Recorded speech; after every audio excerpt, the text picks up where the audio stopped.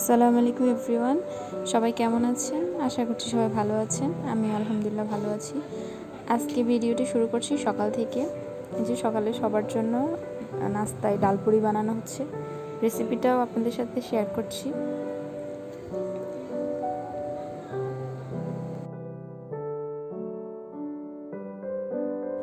এই যে ময়দার মধ্যে পরিমাণ মতো লবণ এবং পানি দিয়ে ডোটা তৈরি করে নিচ্ছি।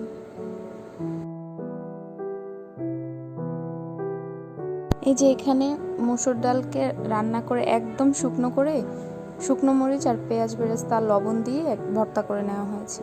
রেসিপিটা বড় হয়ে যাবে করে সম্পূর্ণটা দেখালাম না।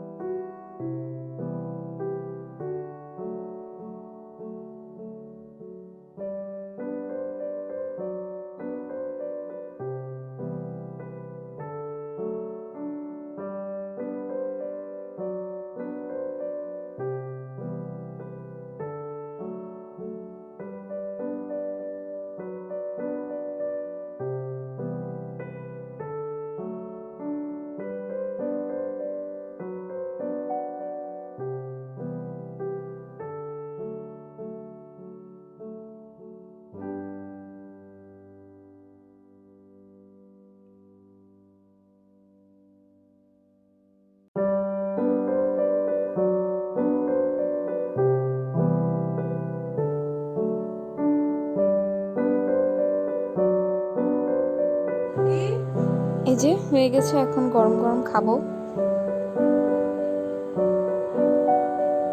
এটার সাথে একটু পেঁয়াজ মরিচ দিয়ে সালাদ করে নিয়েছি আর সস দিয়ে খাবো।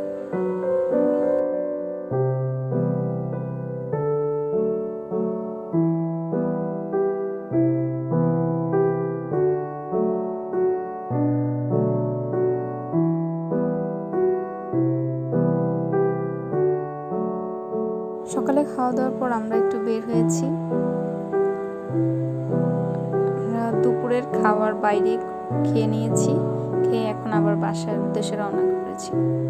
এই যে আজকে আমি রাতের জন্য খিচুড়ি রান্না করছি আর রেসিপিটা আপনাদের সাথে শেয়ার করব। এখানে আমি পেঁয়াজ কুচি, তেজপাতা, দারচিনি, লবণ, হলুদ, মরিচ, ধনিয়ার গুঁড়া, জিরার গুঁড়ো, যে একটু রসুন পেস্ট দিয়ে ভালো করে নেড়ে চেড়ে নিচ্ছি।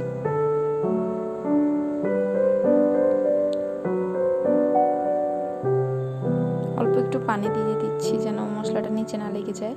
এখানে এটা হচ্ছে টালা জিরার গুঁড়ো দিয়ে দিচ্ছি অল্প একটু, এটা থেকে খুব স্ট্রং একটা ফ্লেভার আসবে। এই যে এখন একটা টমেটো কুচি কুচি করে দিয়ে দিলাম। তেলটা যখন উপরে চলে আসবে তখন আমি ডাল দিয়ে দিব। এখানে আমি আমার পরিমাণ মতো চাল ডাল মিক্স করে নিয়েছি। 4 কাপ চাল নিয়েছি, 2 কাপ ডাল নিয়েছি। ভালো করে নেড়ে চেড়ে মশলার সাথে একটু ভেজে নেব।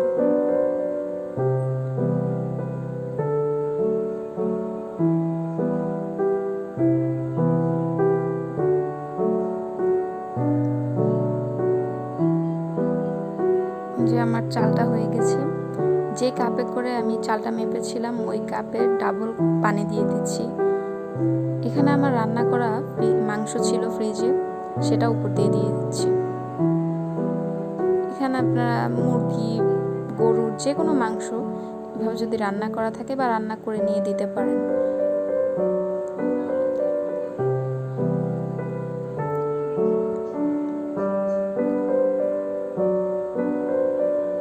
এই যে আমার খিচুড়িটা হয়ে গিয়েছে, আমি আগুনটা বন্ধ করে দেব আর উপরে ফ্লেভারের জন্য 1 টেবিল স্পুনের মতো ঘি আমি দিয়ে দিচ্ছি।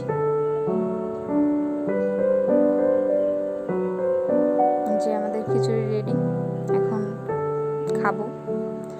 আশা করছি সবার আমার রেসিপিগুলো ভালো লাগবে। ভালো লাগলে অবশ্যই একটি লাইক দিবেন এবং পাশে থাকবেন।